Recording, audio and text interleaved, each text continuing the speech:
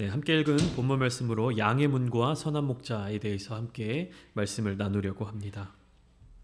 요한복음에는 7가지 나는 무엇이다 라고 말씀하시는 예수님의 모습이 나타나고 있습니다. 나는 생명의 떡이다. 나는 세상의 빛이다.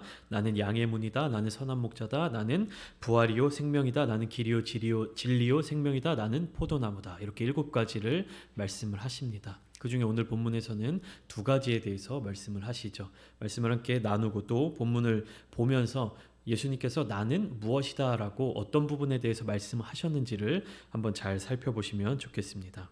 요한복음 9장에서 우리 지난주에 함께 나눴던 요한복음 9장에서 날 때부터 맹인된 자 한 사람이 등장했습니다. 예수님께서는 그 날이 안식일이었음에도 불구하고 이 맹인을 고쳐주셨죠. 어떻게 고쳐주셨습니까? 땅에 침을 뱉어서 흙으로 진흙을 이겨서, 그러니까 반죽을 해서 그 사람의 눈에 발라주시고 실로암 못에 가서 씻으라 하시니 그 사람이 그 말씀을 듣고 순종하여 실로암 못에 가서 씻으니 보게 되었습니다. 그러니까 바리새인들은 예수님께서 땅에 침을 뱉어서 진흙을 만드셨다, 제가 좀 전에 반죽했다라고 말씀드렸죠. 이 일을 가지고 안식일에 쉬지 못하고 일을 행하였다 라고 예수님을 공격하는 모습을 보이고 있었습니다. 그래서 이 일에 대해서 이웃 사람들과 그리고 바리새인들의 반응이 9장 마지막 부분까지 이어지게 되죠. 이 9장에서 바리새인들은요, 지금 그들의 눈앞에서 일어나고 있는 일련의 사건들과 그리고 그들이 가지고 있었던 여러 가지 생각들, 고정관념들, 여러 가지 판단의 기준들과 율법을 해석하는 그러한 기준들, 이러한 잣대들이 서로 일치하지 않는 모습을 보고 그러한 상황에 대해서 몹시 당황하고 있는 중이었습니다. 그들이 알고 있는 율법의 해석과 지금 눈앞에서 나타나 있는 모습이 서로 달랐기 때문에 바리새인들 사이에서도 서로 다툼이 일어났습니다. 어떤 다툼인지 기억나십니까? 이 사람은 예수님에 대해서, 이 사람은 안식일을 어기고 율법을 지키지 않는 죄인이다 라고 주장하는 사람이 있고, 죄인이 어떻게 이러한 기적을 행할 수 있느냐, 날 때부터 맹인이었던 자를 고친 그런 기적과 이적을 행한 역사가 없다.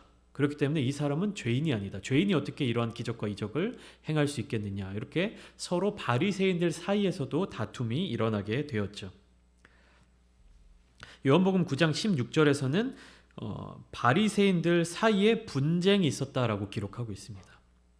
그래서 자기들 사이에서도 여러 가지 의견 그리고 분쟁이 일어나게 되자 바리새인들은 맹인이었던 자를 불러서 신문하고 그 다음에 그의 부모를 불러서 또 질문하고 다시 맹인이었던 자를 불러다가 또다시 질문을 합니다. 뭐라고 질문하냐면 그 사람이 너에게 무엇을 하였느냐, 그러니까 예수가 너에게 무엇을 하였느냐, 어떻게 내 눈을 뜨게 만들었느냐라고 질문을 합니다. 이미 첫 번째로 이웃 사람들에 의해서 바리새인들에게 불려가서 바리새인들의 질문에 대답을 했던 이 사람은 똑같은 질문을 다시 바리새인들이 자기에게 하는 것을 보고 의아합니다. 어쩌면 이 맹인이었던 자의 대답이 바리새인들 마음속 깊은 곳에 가지고 있었던 의문에 대한 답이 될 수도 있었던 대답이었죠. 9장 31절에 이렇게 되어 있습니다. 하나님이 죄인의 말을 듣지 아니하시고 경건하여 그의 뜻대로 행하는 자의 말은 들으시는 줄을 우리가 아나이다. 이렇게 고백합니다. 그리고 33절에 이 사람이 하나님께로부터 오지 아니하였으면 아무 일도 할 수 없었음이니라. 아무것도 배우지 못하고 날 때부터 맹인이어서 그냥 구걸하는 것 외에 자기 몸을 어떻게 구제할 방법이 없었던 이 사람 입에서 어떤 말이 나온 겁니까? 명확한 정답이 나온 거예요. 그러니까 예수는 죄인이 아니라 하나님의 사람이다. 이 사람이 하나님께로부터 오지 아니하였으면 이 기적을 행할 수가 없다. 내가 그것을 경험한 증인이고 내가 그것을 가장 잘 안다. 이렇게 고백을 합니다. 이러한 맹인이었던 자의 고백을 들은 바리새인들의 반응이 어떻습니까? 지난주에 나누지 않았고요. 9장 마지막 부분에 나타나고 있는데 그 말을 들은 바리새인들의 반응이 이렇습니다. 네가 죄 가운데에서 태어났는데 네가 우리를 가르치려고 드냐? 이렇게 이야기합니다. 그러고서는 이 사람을 쫓아내서 보냈습니다. 자신들이 의문을 가지고 있고 자신들의 질문을 던지고 있었던 그 현상에 대해서, 그 상황에 대해서 그 기적을 직접 체험한 본인이 신앙 고백을 통해서 정답을 이야기를 했는데 바리새인들은 어떻습니까? 그 이야기를 거절합니다. 그리고는 정확한 현실과 현상을 부정합니다. 그러니까 이 사람이 날 때부터 맹인이었는데 너는 원래 맹인이 아니지 않았느냐? 원래부터 눈이 떠 있던 사람 아니냐? 그러니까 기적과 이적을 부정하는 거죠. 어떤 게 더 쉽습니까? 예수님이 하나님께로부터 오신 분이다.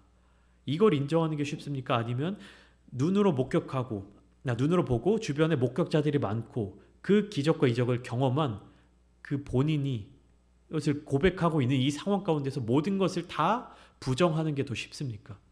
예수님을 메시아로, 예수님을 하나님의 사람으로, 예수님을 죄 없으신 분으로 인정하는 게 더 쉽지 않겠습니까? 그런데 바리새인들은요, 그들의 머릿속에, 그들의 가슴속에, 그들의 생각 속에 뿔이 박혀져 있는 그것 때문에 예수님을 그리스도로, 예수님을 주로 고백하고 영접하지 못했습니다.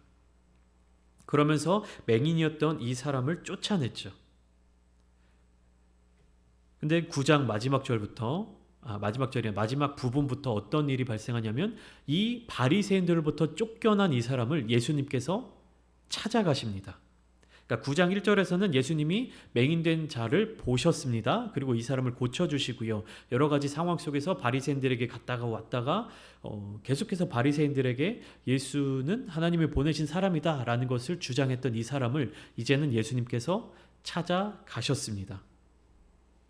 그리고 그의 신앙 고백을 들으시고 구원의 문으로 인도하여 주셨습니다. 그래서 오늘 본문인 요한복음 10장은 바로 이 9장의 이야기에서 자연스럽게 이어져서 묵상을 해야 하는 것이죠.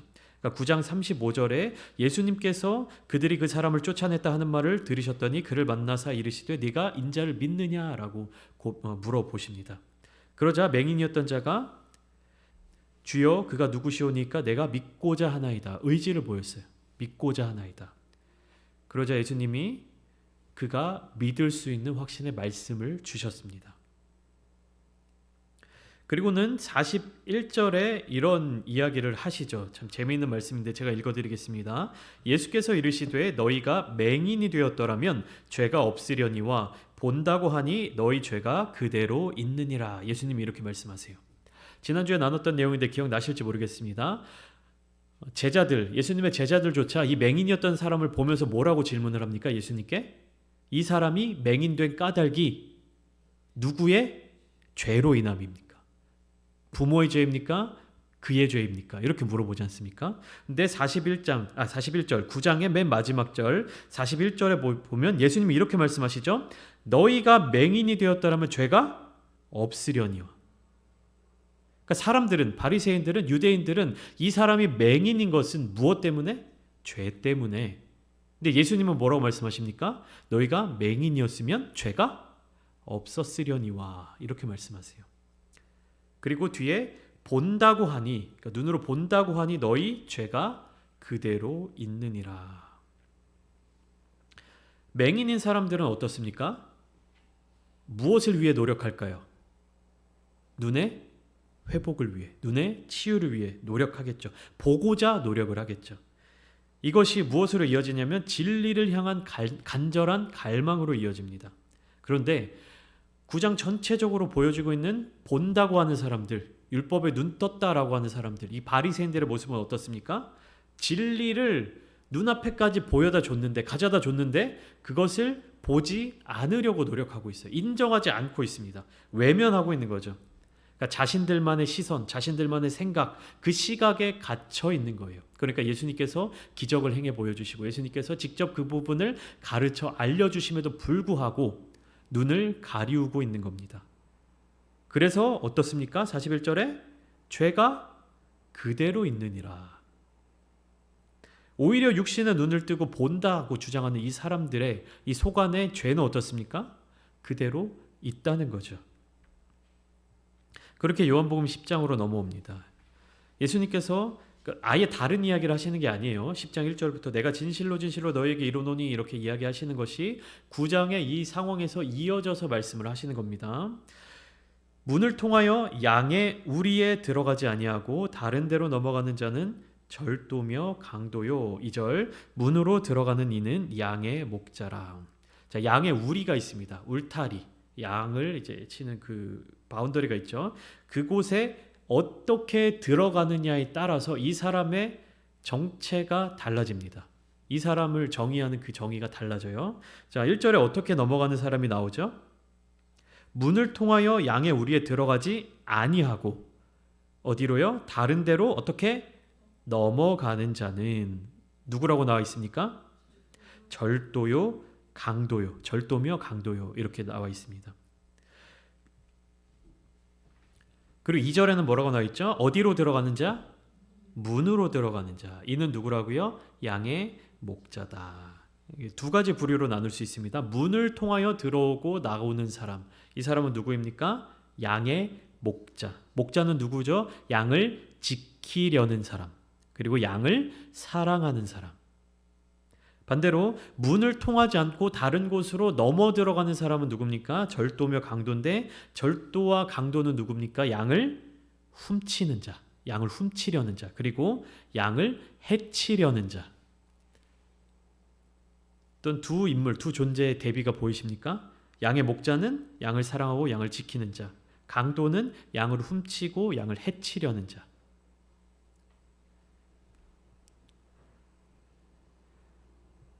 지난주에 우리가 함께 나눴죠. 친구와 사기꾼을 구분하는 방법. 친구와 사기꾼의 공통점이 뭐라고 말씀드렸죠? 신뢰. 신뢰를 쌓고 그 신뢰를 통해서 내가 유익을 얻고자 하면 사기꾼이고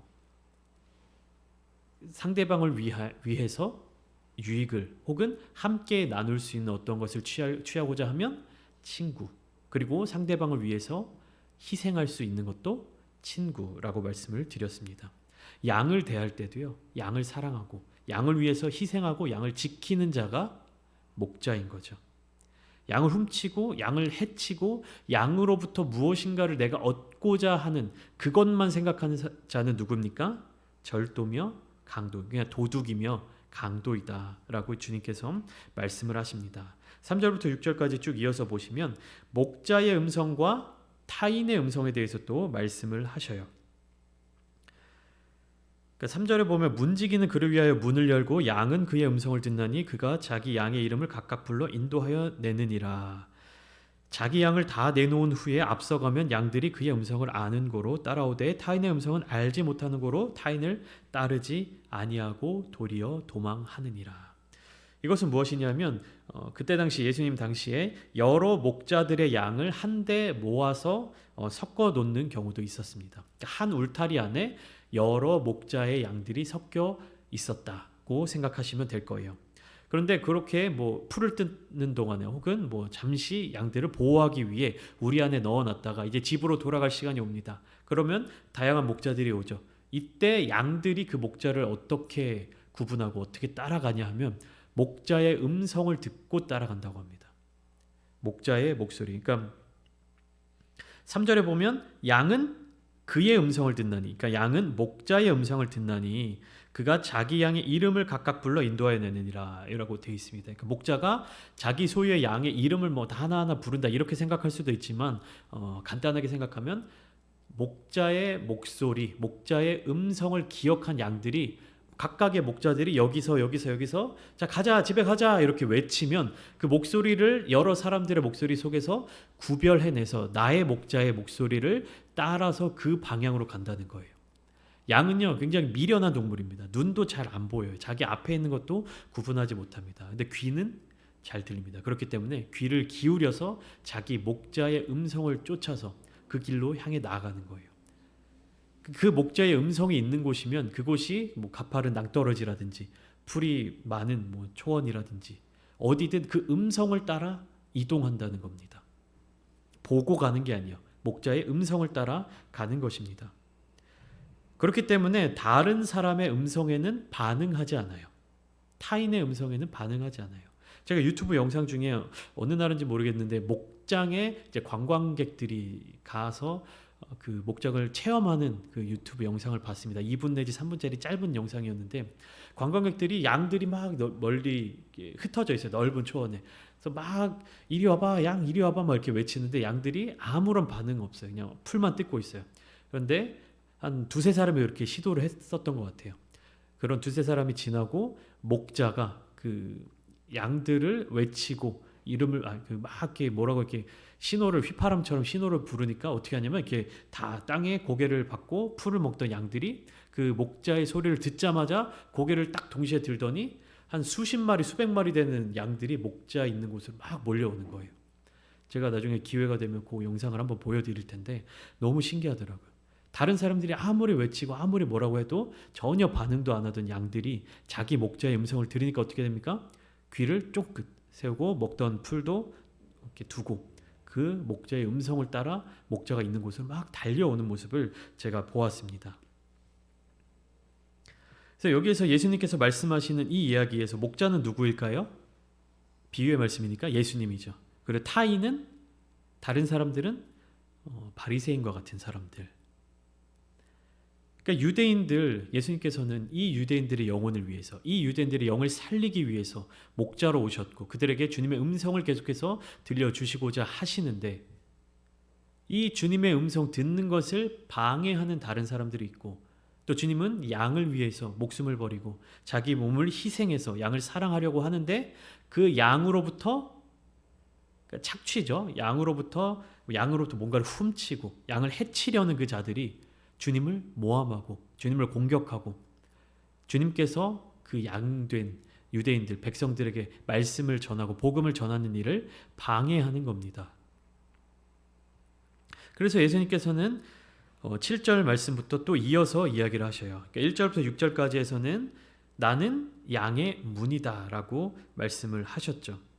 그래서 7절에 다시 한번 강조하십니다. 그러므로 예수께서 다시 이르시되 내가 진실로 진실로 너희에게 말하노니 나는 양의 문이라.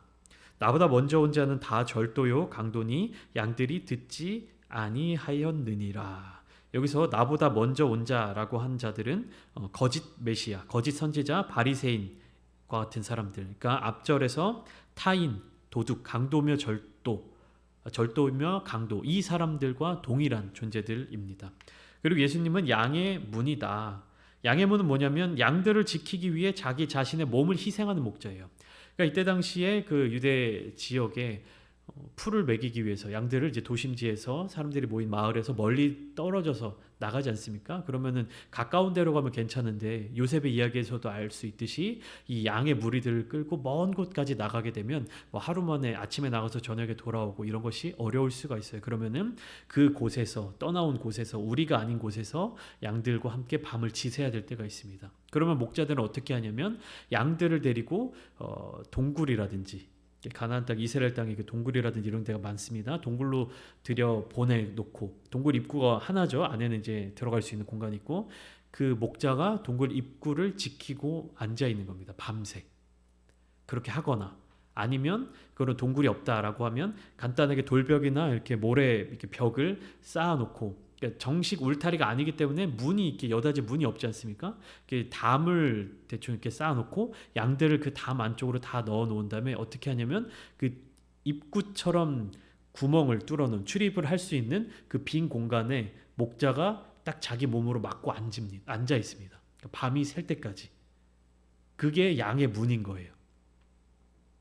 그러니까 우리가 울타리라든지 뭐 외양간이라든지 이러면 지붕도 있고 문도 있지 않습니까? 근데 그런 요건이 되지 않을 때 담을 흙으로 뭐 모래로 돌로 이렇게 쌓아놓고 여다지 문이 없으니까 그 양들이 출입할 수 있을 만한 통로를 비워두고 목자가 자기 몸으로 거기를 막고 있는 거예요. 밤새. 그러니까 양들을 지키기 위해서 자신의 몸을 희생하는 거죠. 그리고 예수님을 통해서 예수님 양의 문이 되신 그 예수님을 통해서 그 우리 안으로 들어가야만 안전한 거예요. 그리고 그 문을 통해서 들어갈 때 누구를 만날 수 있냐면 하나님을 만날 수 있는 겁니다. 그래서 쭉 주님께서 또 말씀하시는 게 뭐냐면 예수님을 통해서 들어가면 구원을 받고 또 들어가며 나오며 꼴을 얻는다. 그러니까 양식을 얻고 안전하고 채울 수 있다라는 것이죠. 그러니까 세상이 줄 수 없는 만족과 기쁨. 그러니까 주님께 속한 자들은 주님을 통해서 우리로 들어오고 나가고 하나님께로 나아갈 수 있다.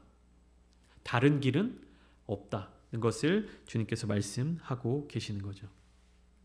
10절을 보면 도둑이 오는 것은 도둑질하고 죽이고 멸망시키는 것 뿐이요. 이 이유밖에 없다는 겁니다. 내가 온 것은 양으로 생명을 얻게 하고 더 풍성히 얻게 하려는 것이다. 도둑이 온 목적은 무엇입니까? 죽이고 멸망시키는 것 그것뿐입니다. 그런데 예수님이 오신 목적은 무엇입니까? 생명을 얻게 하고 더 풍성히 얻게 하는 것. 사망과 생명. 이 사망의 땅에서 죄악이 가득한 사망의 이 땅에서 예수님은 무엇을 주시기 위해서요? 생명을 주시기 위해 오셨다.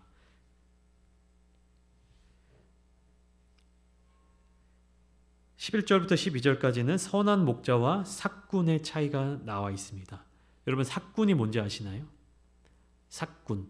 우리가 종종 이제 교회 안에서 많이 듣게 되는 단어인데 말 그대로 그러니까 값을 받고 일하는 일꾼입니다. 그러니까 삭군이 삭을 받고 일하는 일꾼인 거예요. 그러니까 선한 목자와 삭군의 차이는 뭡니까? 11절에 선한 목자는 양들을 위해서 목숨을 버릴 수 있는 그런 사람이에요. 그런데 12절에 보면 삭군은 어떻습니까? 목자도 아니고 양도 자기 양이 아니에요. 그래서 이리가 오는 것을 보면 양을 버리고 달아납니다. 그래서 이리가 양을 물어 해칩니다. 13절에 명확하게 말씀하시죠. 달아나는 것은 그가 삭군인 까닭에 양을 돌보지 아니함이라. 자, 12절에 삭군은 목자가 아니고 양도 제 양이 아니다 라고 되어 있죠. 그렇다면 선한 목자는 어떻습니까? 목자는 양을 자기 양으로 여기기 때문에 자기 목숨을 걸고 양들을 지키는 겁니다. 삭군은 무엇이 목적입니까? 돈. 그러니까 돈이 더 중요한 거예요. 그러니까 돈을 벌기 위해서 내가 이 일을 하는 거지. 돈을 벌기 위해서 내가 양을 치는 거지. 돈을 벌기 위해서 내가 여기에 이렇게 있는 거지. 하기 때문에 그 삭군은 무엇을 쫓아가는 겁니까? 돈을 쫓아가는 거예요. 나는 이 정도 돈을 받고 이 일만 하면 돼. 내가 이 일을 하는 것은 이 정도 내가 기대하는 돈을 받기 위함이야. 그런데 내가 받는 돈에 비해서 내가 해야 되는 일이 너무 과중하다 혹은 너무 위험하다 하면 어떻습니까? 안 해도 되는 거죠. 삭군의 입장에서는. 왜요? 이것보다 중요한 게 돈이니까. 돈을 위해서 이 일을 하는 거니까. 일례로 양을 돌보는 일을 하는 것도 삭군은 돈을 받기 위해서 그것을 목적을 두고 양을 돌보는 사람인 거고, 목자는 어떻습니까? 양 자체가 목적이에요. 양의 안전이 목적이고 양에게 더 좋은 양식을 먹이는 게 목적이고 양을 더 안전하게 보호하고 지키는 게 목적입니다. 그러니까 목적 자체가 다르기 때문에 태도가 달라지고요. 태도가 다르기 때문에 삭군이나 목자와 함께 있는 양들의 안전도 달라지는 거예요.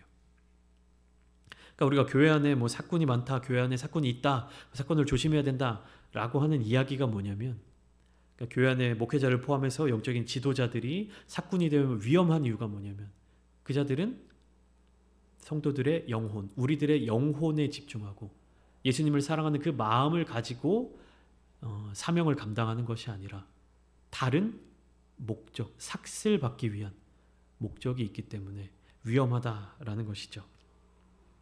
그러니까 주인과 같은 깊은 애정이 없습니다. 사랑이 없어요. 양들보다 중요한 게 뭡니까? 돈. 그리고 돈보다 중요한 게 뭡니까? 나의 안전. 그렇기 때문에 성경에서 주님께서 말씀하시듯이 이리가 오면 다 버려두고 자기 몸 하나 살리겠다고 도망가는 거예요. 반면에 목자는 어떻습니까? 어린 시절의 다윗 왕처럼 사자가 오더라도, 곰이 오더라도 맞서 싸워 물리치는 거죠. 그래서 예수님께서는 계속해서 말씀하십니다. 그리고 특별히 요한복음 10장 14절에 이렇게 말씀하십니다. 11절에서도 그렇게 말씀하셨지만 나는 선한 목자라. 나는 내 양을 알고 양도 나를 안다. 이렇게 말씀하시고 이어서 아버지께서 나를 아시고 내가 아버지를 아는 것 같으니 나는 양을 위하여 목숨을 버리노라. 알고 내가 아버지를 알고 아버지가 나를 알고 내가 양을 알고 양도 나를 알고 관계, 친근한 관계, 그리고 사랑하는 관계, 이 사랑을 위해서, 이 관계를 위해서 선한 목자는 자기 목숨까지도 바칠 수 있는 것입니다. 그리고 또 이어서 마지막으로 16절에 우리에 들지 아니한 다른 양들은 아직 구원받지 못한 이방인들, 그 양들도 내게 있어서 내가 인도하여야 할 터이니. 그러니까 선한 목자다, 나는 선한 목자다라고 말씀하신 예수님께서 정말로 목자로서의 그 사명, 목자로서의 그 일을 감당하시기 위해서, 그리고 보내주신 아버지의 마음, 아버지의 뜻을 따라 이렇게 말씀하시고 이렇게 복음을 전하시고 이렇게 행하시는 모습을 볼 수가 있습니다. 예수님이 하시는 모든 말씀들은 어떻습니까? 누구를 위한 말씀입니까? 나를 위한 말씀입니까? 아니면은 예수님 자신을 위한 말씀입니까? 아니면은 하나님을 위한 말씀입니까? 하나님을 위한 말씀이고, 그 하나님을 위한 말씀이 곧 하나님의 뜻을 받는 양들을 위한 말씀인 거죠. 그런데 예수님께서 이 말씀을 하실 때 유대인들 중에 계속해서 또 분쟁이 일어납니다. 예수님이 하시는 이 말씀을 온전히 믿고 받아들이고 순종하고 그 말씀을 따라 나아가면 되는데, 그 예수님, 양의 문이 되신 예수님을 통해서 꼴을 얻고 안전함을 얻고 구원을 받을 수 있는데, 그 말을 온전히 순종하지 못하고 받아들이지 못하니까 어떻게 됩니까? 분쟁이 일어나고 의심이 쌓이게 되고, 그 의심이 쌓이면 결국에는 누구에게로 해가 되는 겁니까? 나 자신에게, 양에게로 해가 되는 겁니다. 양은 목자의 음성을 듣습니다. 우리도 주님의 음성을 들어야 됩니다. 우리가 주님의 음성을 듣지 못하게끔 방해하는 수많은 것들이 있습니다. 우리가 주님의 음성을 헷갈리게 만들고 우리가 주님의 음성을 분별하여 듣지 못하게 하는 세상에 많은 것들이 있습니다. 오늘 이 시간 우리가 기도하실 때에 주님의 음성을 듣기를 원합니다. 주님께서 우리에게 주시는 그 말씀, 주님께서 우리에게 주시는 그 마음을 우리가 놓치지 않기를 원합니다. 우리가 이 땅에서의 삶을 살아갈 때 한순간 한순간을 살아가면서 얼마나 많은 위험 속에, 얼마나 많은 어둠 속에, 얼마나 많은 사망 속에 살아가고 있습니까? 하지만 그럼에도 불구하고 양의 문이시며 또 선한 목자 되신 예수님께서 그 한 몸을 버리시고 십자가를 지심으로 말미암아 우리를 사망에서 생명으로 옮겨주셨고 세상을 이길 힘을 부어주셨습니다. 오늘 이 시간 기도하실 때에 주님, 우리를 위해서 십자가에 달려 죽으신 주님을 우리가 기억하고 주님을 더욱 사랑하기를 원합니다. 또 오늘 밤 우리에게 주시는 그 말씀을 온전히 우리 마음 가운데 깊이 새기며 그 말씀에 순종하는 또 한 주간의 삶을 살아가기를 소망합니다. 주님, 우리와 함께하여 주시옵소서. 그러한 깊은 주님과 교제를 나누는 귀한 시간들 되시기를 주님의 이름으로 소망합니다.